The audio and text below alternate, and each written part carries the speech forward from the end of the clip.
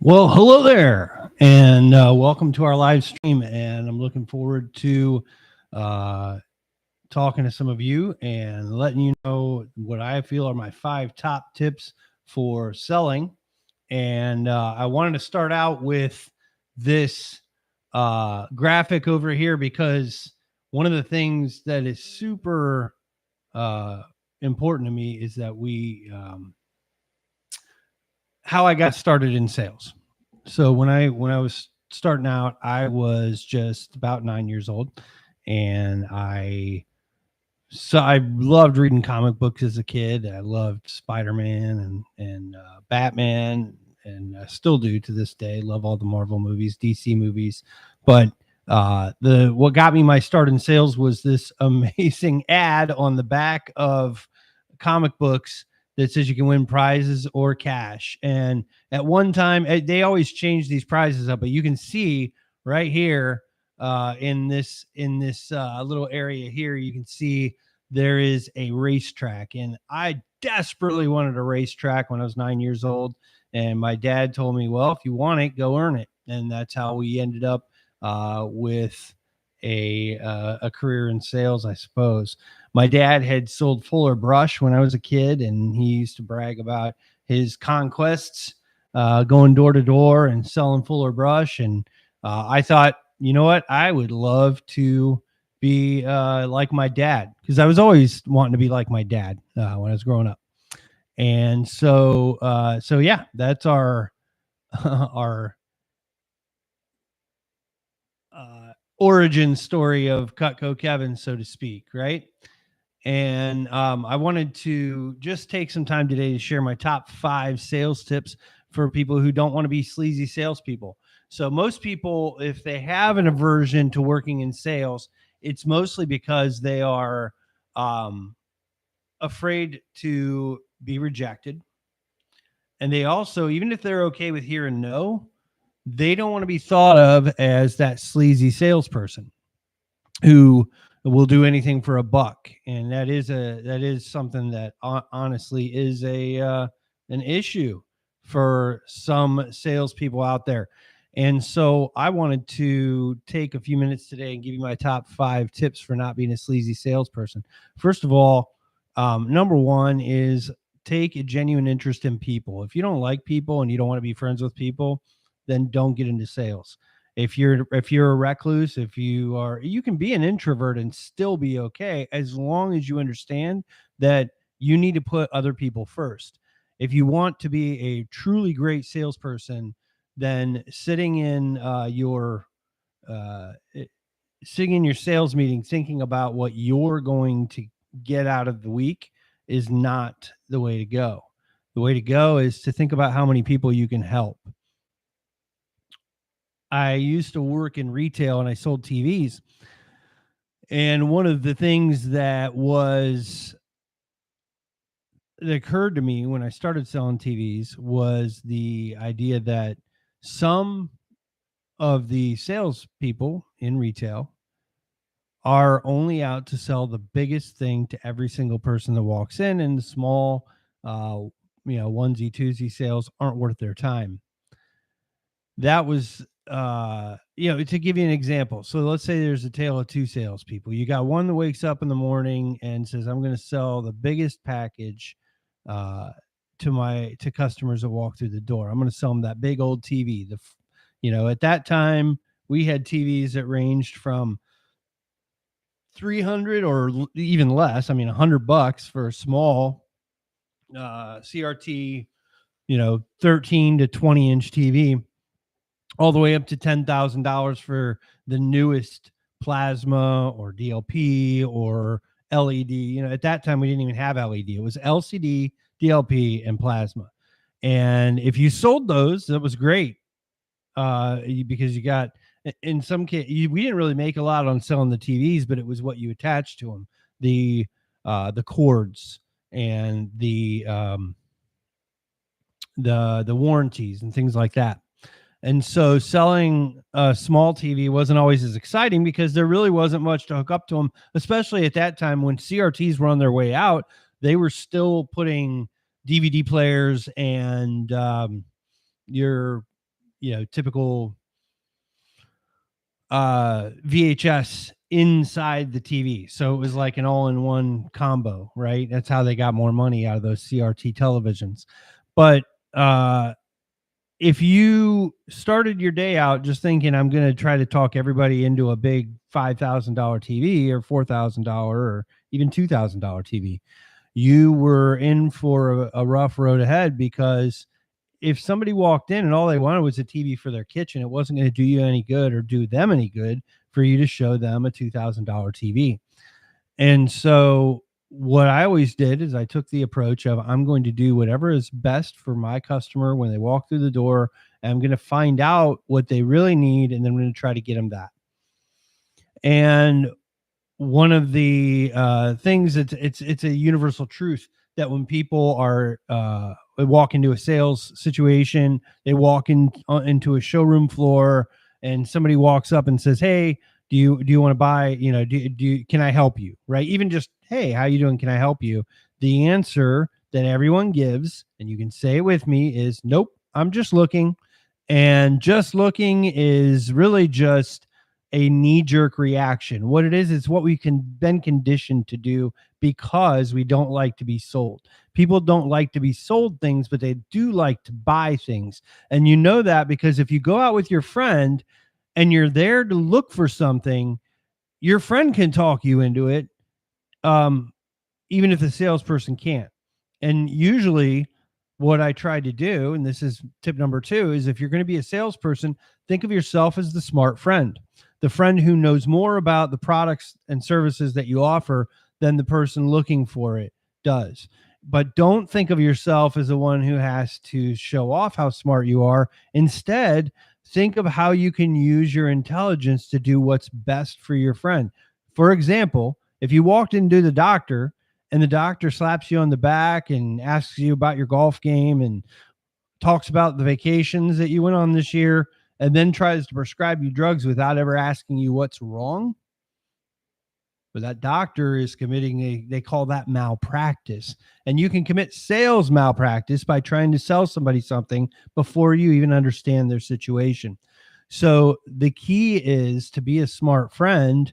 You want to understand their situation. There's nothing wrong with building general rapport and having fun, getting to know people, and complimenting their kids, or telling them they have a cute dog if you're in in-home sales.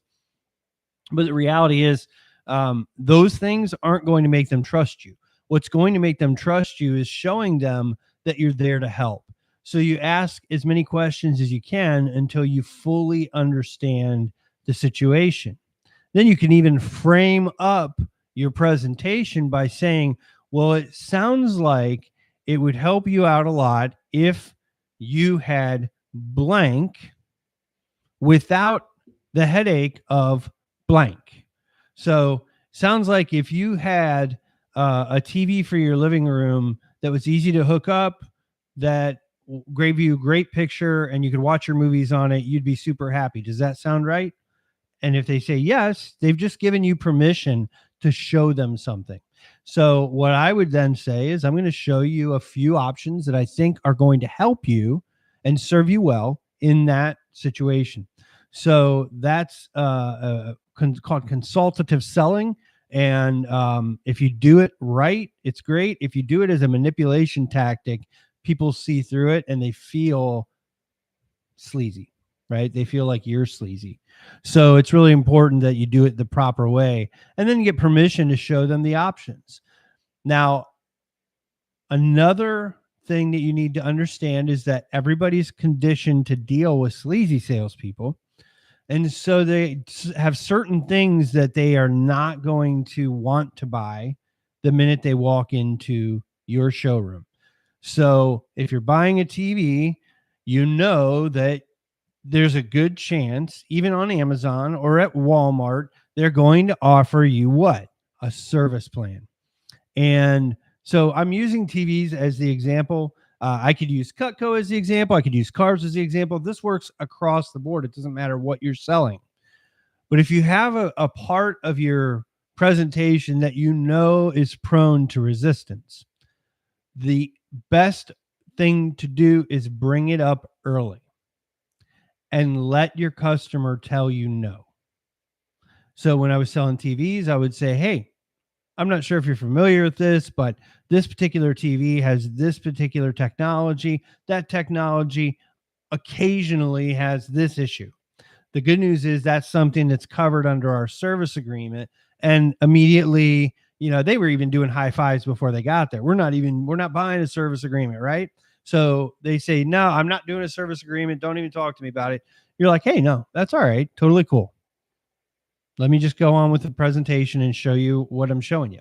So then you go through and you answer, you show them the benefits of the product, because based on the discovery that you've done, based on the questions that you've asked, and at that point, when you're ready to finish the sale, you've gotten to the point, you've added accessories, you've added anything else that, and you're kind of at the point where you've even upsold them to a point where they're not ready to buy anymore. Most customers will tell you, if you continue to add on and add on and add on, they'll tell you they'll tap out when they're done.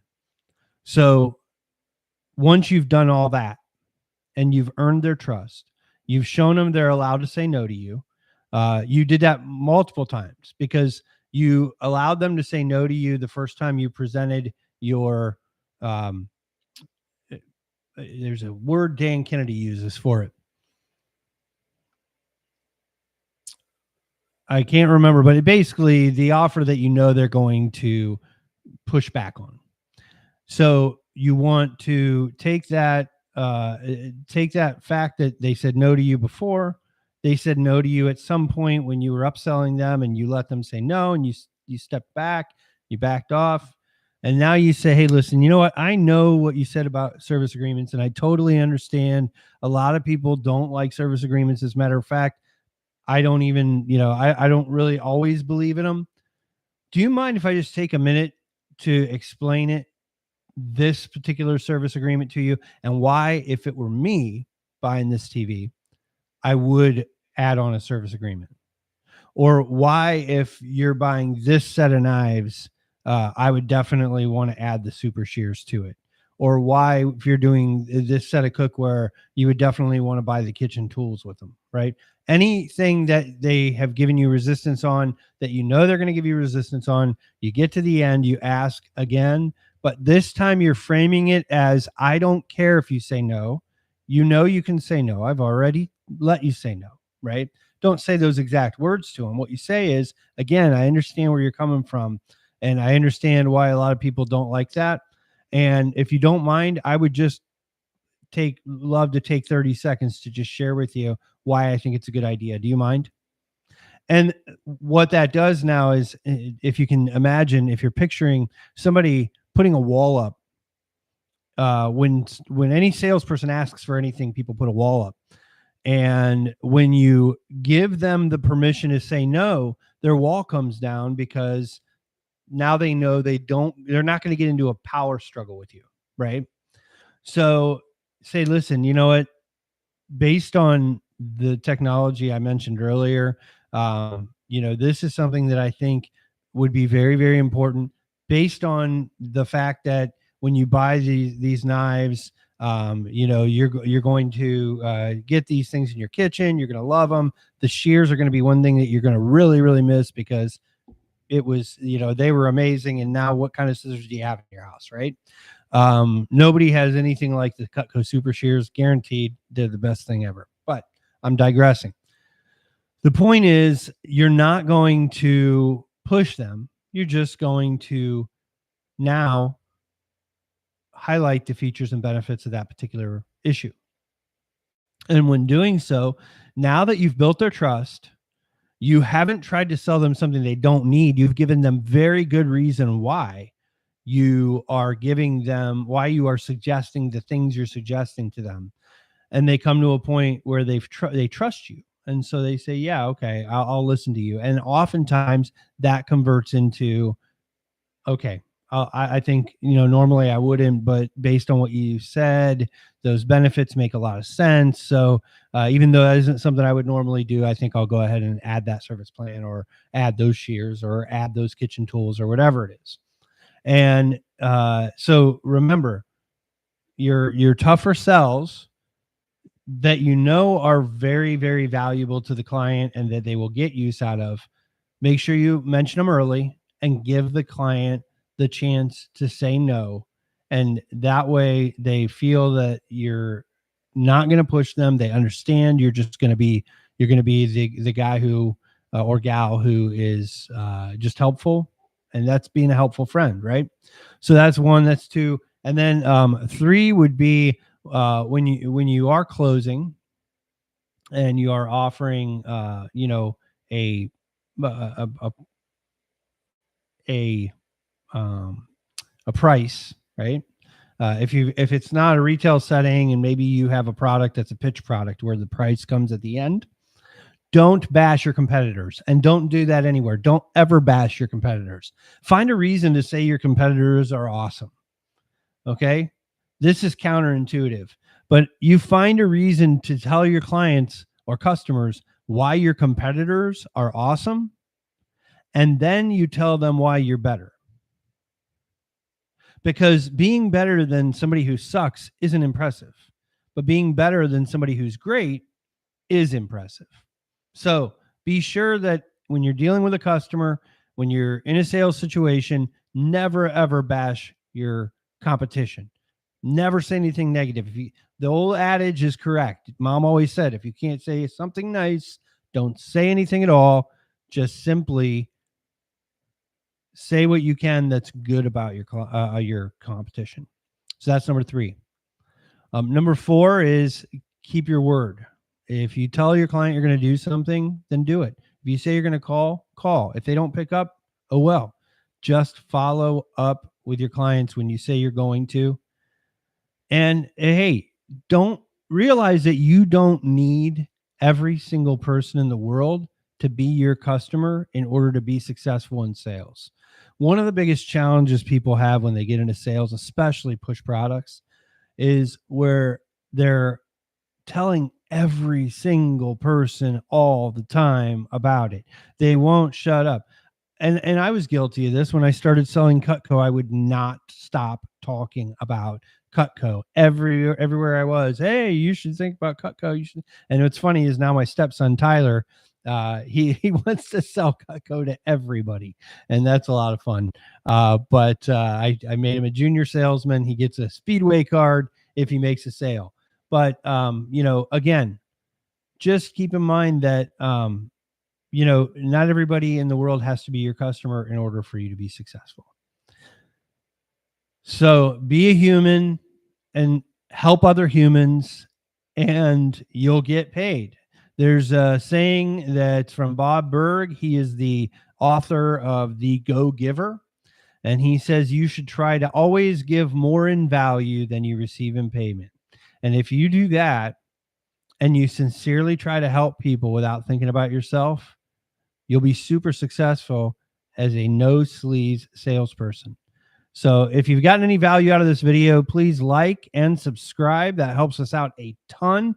Also, please, if you have any interest in learning more, go over to my other channel, the No-Sleaze Sales Coach, and join my community over there. We're actually I'm constantly putting out free resources and materials to help you to grow in your sales position, whatever it is you're selling. And feel free to go over there and post some questions because then I can go in and answer those questions through that channel. Again, No-Sleaze Sales Coach. Go check me out. Thanks again. Like, subscribe, share this with a friend you know who's in sales. And I will see you guys next Thursday and every Thursday at 3 here on the Edge Branding Podcast. Thanks.